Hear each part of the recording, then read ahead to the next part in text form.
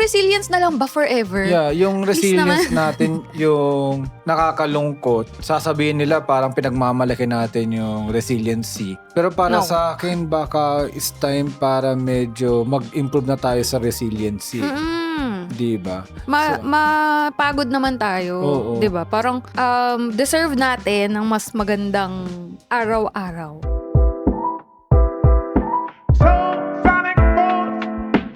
Hindi, sige, basahin ko to.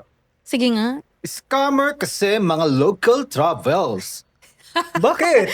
Pag narinig ng mga listeners ng Tara Podcast, nandun ba tayo sa channel or sa show ng Tara Podcast? Bakit parang tunog DJ?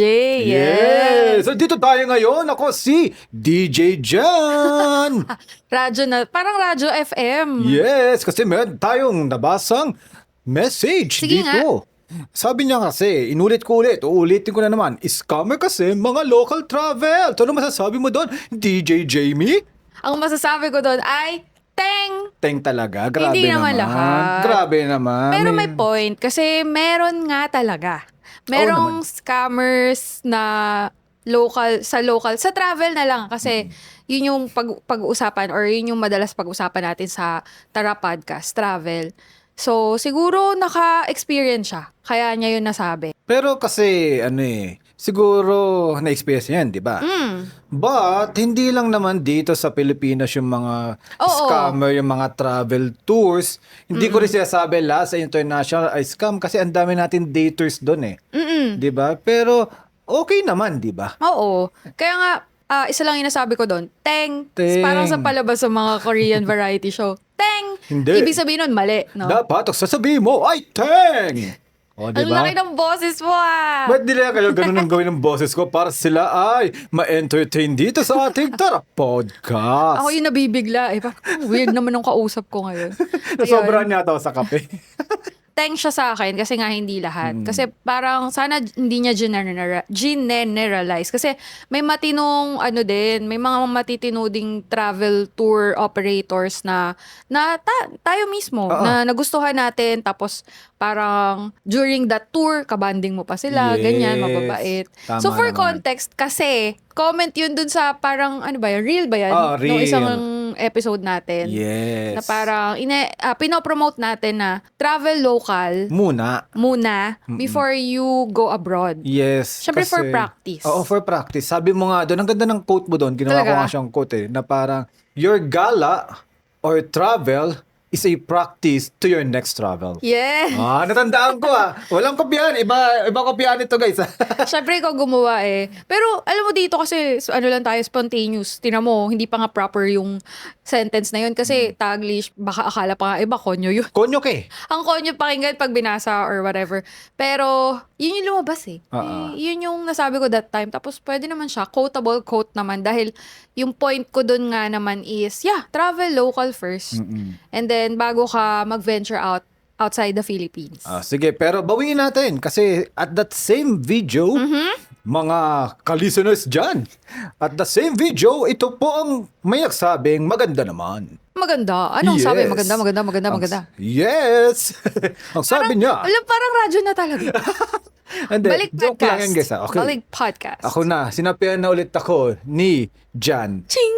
Okay. Pero si DJ Jan pa rin ito. Nakakainis. Si Jan talaga. Okay. Sabi niya kasi, guys, huwag maging dayuhan sa sariling bayan. Bakit gano'n? Huwag maging dayuhan sa sariling boy. Nahirapan ako sa double S eh. Kasi sasa. Pwede ko magsabihin ulit para mas maganda. Okay, sige. Huwag maging dayuhan sa sariling bayan. Wow. Ito, radyo episode ba ito?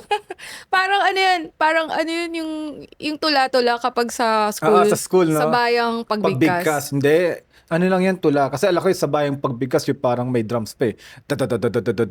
Tapos sisigaw kayo, kaming mga Pilipino. Mga ganon. Nakalimutan ko yun. Sige, yan, tula na lang. Tula, yan. Huwag maging dayuhan sa sariling bayan. Yan, ang ganda nun. Sobrang ganda kasi siguro, kung sa travel muna tayo, parang baka nakakalimutan ng iba, kaka-international, na maraming mas maganda. Ay, hindi naman mas maganda. Marami din magagandang lugar dito sa Pilipinas. Oh, yes. Pero, speaking of maganda nga, para sa akin, pinakamaganda pa rin, no? Isa sa mga pinakamagandang beach pa rin, Boracay, kahit na marami nagsasabi na mahal daw doon or daming something. fees. Yeah. Pero ano nakapunta tayo sa medyo ilan-ilan na beach sa Southeast Asia pa lang. Okay? Oo.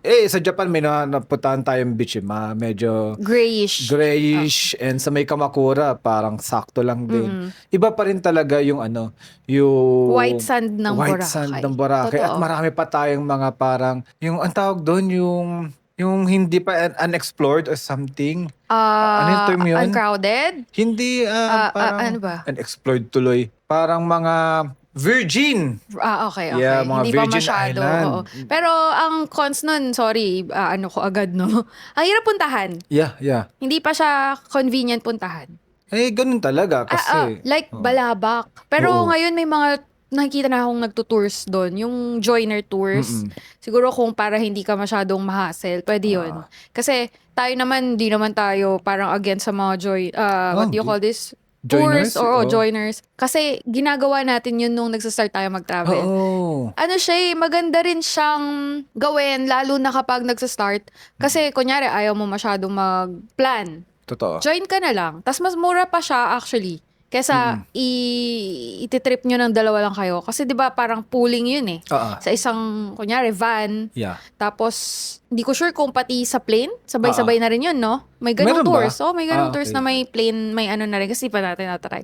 May airfare na rin. Pero yun na lang. Doon na lang tayo sa land, land arrangement. Tours. Yeah. Pwede yun. So yun, nabanggit ko lang bigla, si Balabak. Kasi sabi mo, white sand, alam ko ganun doon, maganda rin doon. Kasi nung nag-uumpisa tayo, hindi lang kasi nila nakikita Pero nung nag-uumpisa talaga tayo, puro locals before we became a content creator. Kaya medyo madami na tayong ang tawag doon, baon experience sa Yes. travel Hindi lang natin maipakita na yung maraming local. Siguro mapapakita lang natin sa mga lumang pictures natin, lumang videos Ang na... konti ng pictures tsaka Yeah. videos natin. Kasi hindi pa nga tayo nagko-content that time. Oo. Tsaka kung nagsushoot tayo ng mga video for the music video, minsan ginagawa mo Oo. Kaya parang limited lang. Tsaka, Hindi siya vlog type Hindi siya vlog type. At tsaka talaga ine-enjoy natin yung moment na nandun tayo 'Di ba? Na mas kumbaga dahil walang video, walang picture, talagang immerse sa moment, ganun talaga. So masasabi mo ba ngayon, hindi masyado? Hindi. Masasabi ko lang, nag-iba lang yung priority and nag-iba lang kung paano natin ine-enjoy yung mga bagay-bagay. Yes. So, kumbaga, agree naman.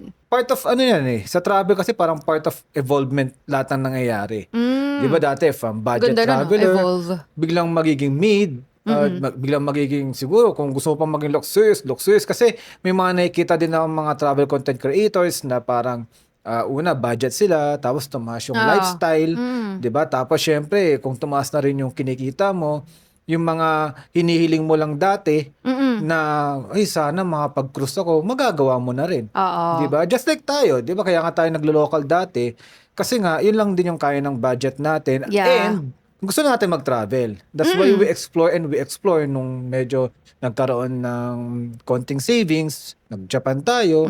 Nag-Japan ulit. tayo. Mga 13 times mong sasabihin yan kung Oo nga gusto mong maging Wow. accurate. Ako 14. Wow. Okay na, Pinagyayabang niyo. Joke lang. Hindi ako pinagyayabang yun, guys. Nainggit Magpo-14 ako. din naman tayo. Soon, yeah. Soon ba Pero yun? bago Medyo yun- ilang months pa yun. Oo nga Pero bago yun, sana makapag-local trips ulit. Oo nga So batiin ulit natin yung OFW na nakikinig sa atin na parang sabi niya, sana local trips naman. Inulit ko yung comment niya kasi gusto ko rin mag-local trip para syempre, para may break ulit. I mean, kasi diba magti 3 months na tayong, alam mo ba, na magti 3 months na tayong walang gala. Ay, oo nga, no? Kasi yung isang tao dyan na-aksidente. Oo, dahil doon, kasi dapat nung June meron. So, tanggal din siya. So, starting last week of April. Kasi April 29 tayo dumating. Galing Tokyo. So, 20 April, May, June, mag-July 29 na. So, ibig sabihin, 3 months na tayo sa bahay. Pero, hindi tayo masyadong naiinip or hindi tayo bored kasi parang mas nagka-time tayong mag-create at home and may time tayong mag-attend ng event just like kahapon. Ay, oo nga pala, Umattend no? tayo ng event sa Henry's Oo. cameras. Then the other day naman, Nag-photoshoot for the Tara Yes. Podcast. Makikita nila yung mga mga posing kong ganyan, no? ano yan? Wala lang. Basta makikita na lang nila. 'Di ba? Yun, kwento lang natin, share din natin Oo. sa kanila na nakapag-photoshoot tayo sa Tara Podcast. So, that is part of the life between trips. Parang tinitlean ko na ganun yung ibang posts ko. Yes. Kasi nga wala tayong gala eh. So, papakita natin yung ibang nangyayari behind the scenes or without gala. So, tawag ko sa kanya, life between trips. Itong linggo na to, nakakapagod. Pero surprisingly, Surprise! yes, parang Anong kanina lang na-surprise? sumayot yung ulo ko. Siguro kulang lang sa tubig. Pero kasi, for context, di ba, minsan sumasayot talaga yung ulo ko pag todo todo isip, o todo physical, Yeah. either physical or mental. Pero nung past 2 days, parang hindi ko siya naramdaman. Kanina lang, siguro dahil umire ako. TMI! TMI of the day. Masakit pala sa ulo pag sobrang ire, Oo ganun. nga, Eh, paano ganun. ba yung nanganganak? Oh my Yes, gosh. di ba? O, ano pa lang yun, ha? Poop pa lang yun. Oo, pup pa lang. So, Sa white badol ulo lang. ko. Okay. Oo. Pero Good. guys, don't worry about me. Kasi parang na-practice ko rin na parang mapagod. Pero parang inaano ko Maglinis siya ka ng bahay. Joke. wag. Sige, sige. Parang re-relax ko rin. Kasi nung napagod ako, parang ang tagal niya rin mag-recover yung sakit ng ulo, di ba? Parang pinipacing ko. Oo. Kaya nung nag-photoshoot tayo, tapos umattend tayo ng event, surprisingly, medyo okay ako. Okay. Pero yung tulog ko, ang himbing. Good.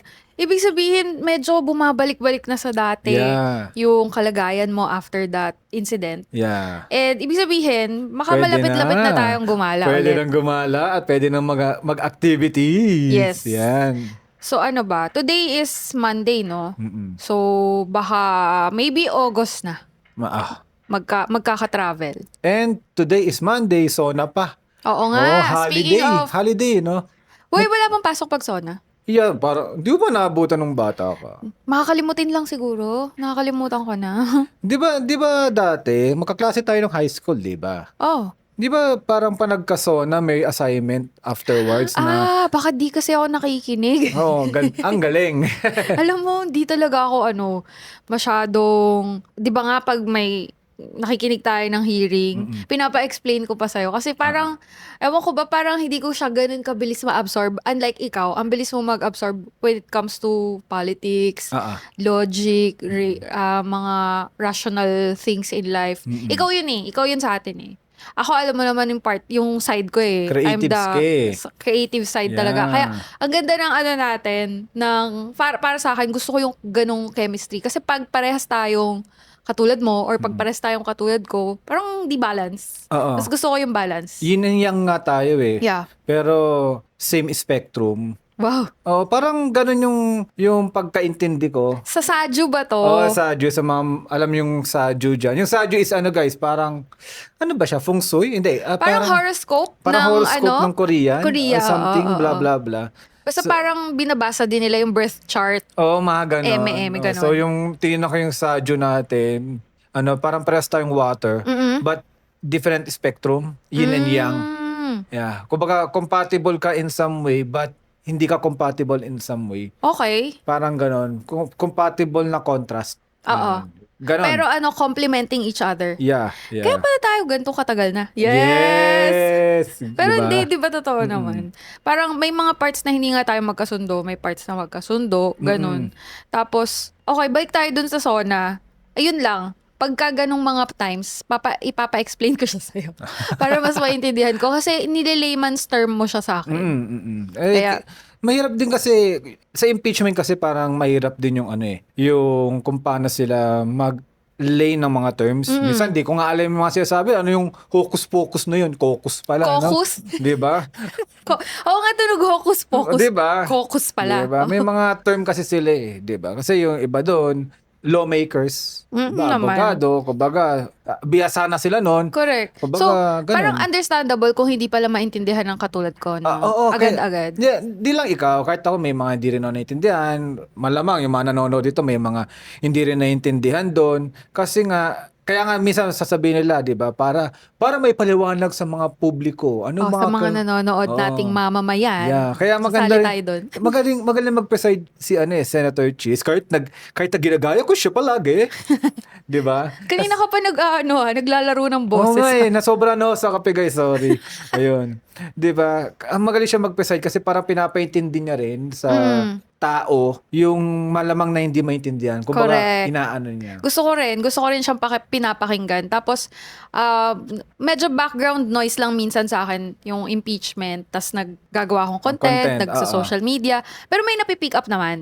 Kaya parang ang sarap din maging aware lately. Kasi nga, talaga namang may mga nangyayari. Good and bad ha. Hindi ko sinasabing lahat bad. May good din. Kaya nga may SONA. Yeah, diba? tama. Yung SONA kasi, sa totoo lang, ano yan kung medyo layman's term ko yan sa mga tao. Ayun yung pagmamayabang or pagpapayabang ng Pangulo sa atin. Ng administrasyon na to, yung mga nagawa niya. Diba? Kaya nila.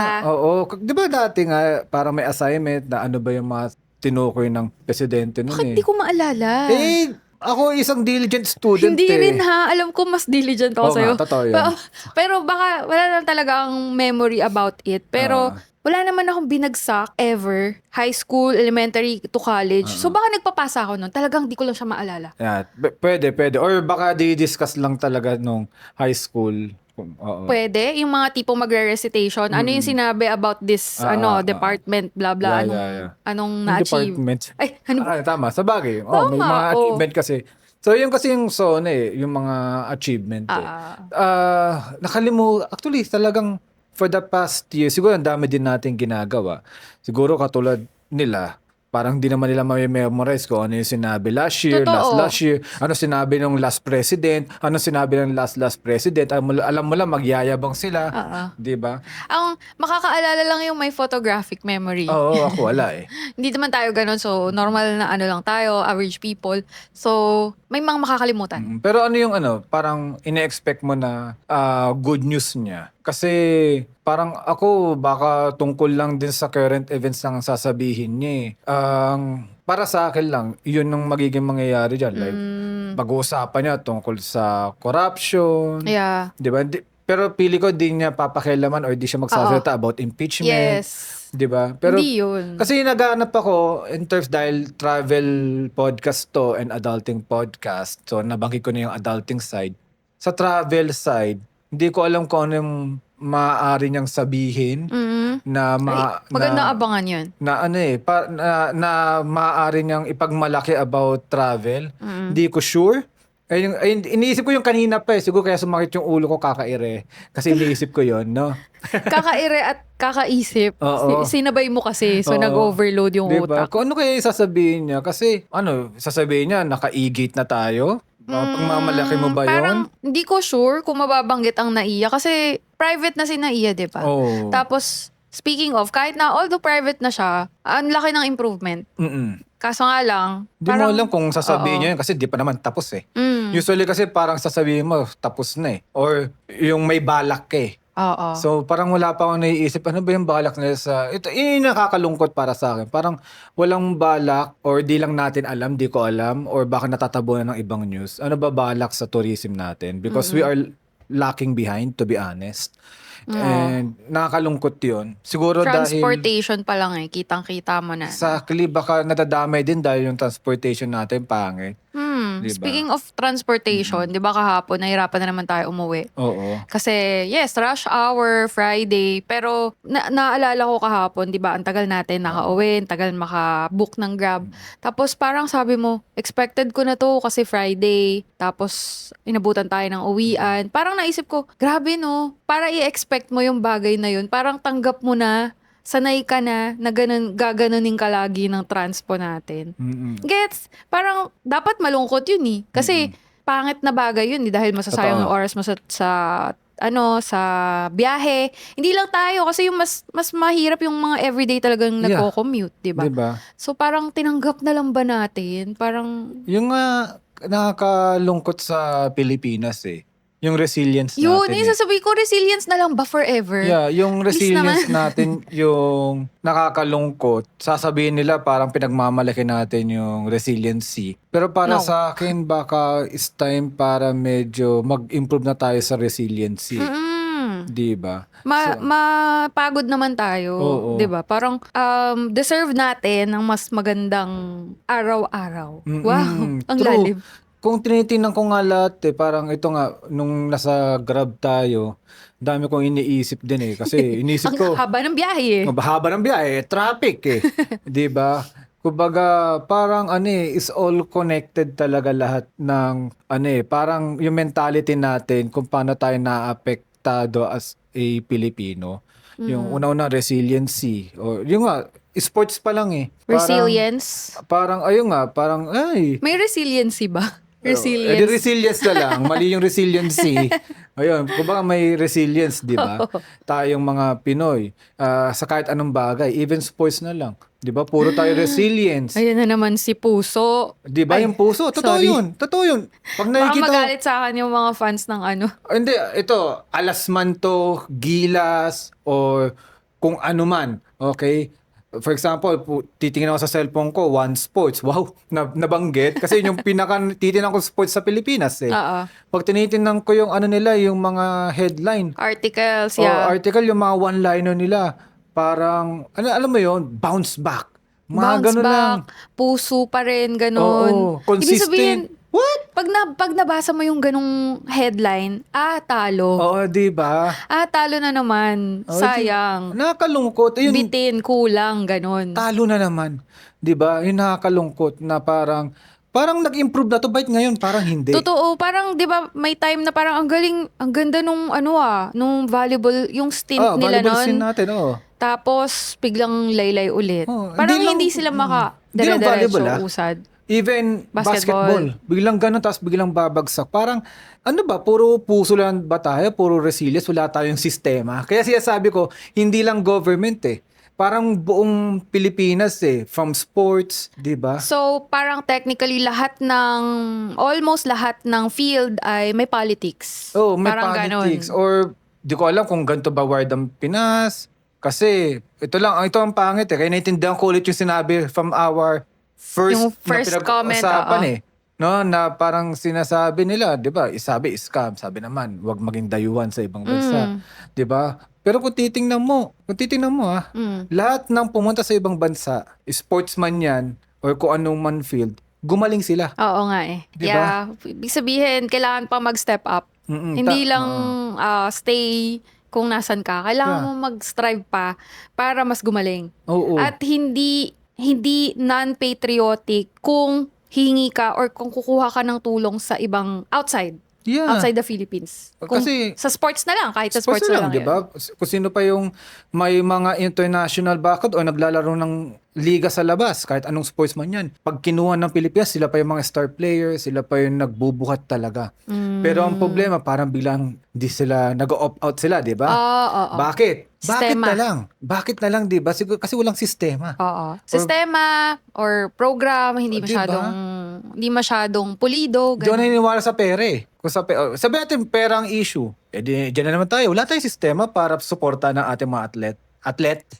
Yung mga atlet natin. Mga oo. atlet natin, di ba? Wala tayong ganun, di ba? So, sports pa lang yon. Ang dami pa. Government, Kaya nga. travel, di ba? Kung ano man yan. Kaya, So para nga sa lahat, may mini politics sa lahat ng bagay. at sana, ito in-expect ko lang, sana sa SONA, medyo magkaroon ako ng glimpse na kung ano doon ba nangyayari sa Pilipinas. Sana, positive naman. Oo. Kasi panay negative. At sana hindi make-believe. At sana logical. Yeah, sana hindi gaslight. Oo, please lang. Sana totoong good news, gano'n. Huwag na tayo mag-gaslight dito. Kasi for example, kung mag-gaslight lang tayo, pinamagandang gaslight. Ano? Pumunta kayo sa Spotify. Maganda ang Tara Podcast. Lagay nyo ng 5-star yun. Hindi gaslight yun. Totoo yun. Totoo pala Yeah. yun. Yan ang totoo. Hindi gaslight, di ba? Kaya please rate us 5 stars here on Spotify. And syempre, hit follow, di ba? And Abangan every Mondays 5 p.m. Oo. on Spotify and YouTube. Meron tayong new episode. At may new, ina-upload natin siya sa ating bagong YouTube, Tara Podcast. Pero kung gusto niyo ng vlog, Jamie may vlogs pa rin, Yes, di ba? every Friday naman ang vlogs 6 p.m. sa aking YouTube. Yun. Yun. Ang key takeaway ko Sige dito, nga, closing mo na. closing ko na, Your Honor. Your Honor, yes.